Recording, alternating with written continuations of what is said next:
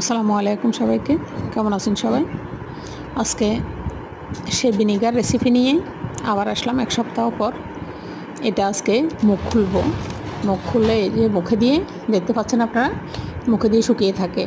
সে শুকনো এটা উল্টে পাল্টে একদম মিশিয়ে নিচে নামিয়ে দিতে হবে, আবার নিচেরগুলো উপরে উঠিয়ে দিতে হবে। উপরে উঠিয়ে দিয়ে ভালোভাবে যখন মিশানো হয়ে যাবে, তখন এবার আগের যে চামচ দিয়ে চিনি দিয়ে অ্যাড করছিলাম, সেই চামচেই আবার 2 চামচ চিনি অ্যাড করে আবার রেখে দিতে হবে আবারও 1 সপ্তাহের জন্য। এভাবে করে করে আমরা মিনিমাম 3 সপ্তাহ পর্যন্ত এভাবে নাড়াচাড়া করব, আর 2 চামচ করে চিনি দিব মুখে। তো এভাবে করে রেখে একদম রেস্টে হাতের বাইরে রাখতে হবে। আর নাড়াচাড়া কাঠের চামচ কিংবা প্লাস্টিকের চামচ, আবারও বলছি আমি, এছাড়া কিন্তু নষ্ট হবে। দেখতে থাকুন ইনশাল্লাহ।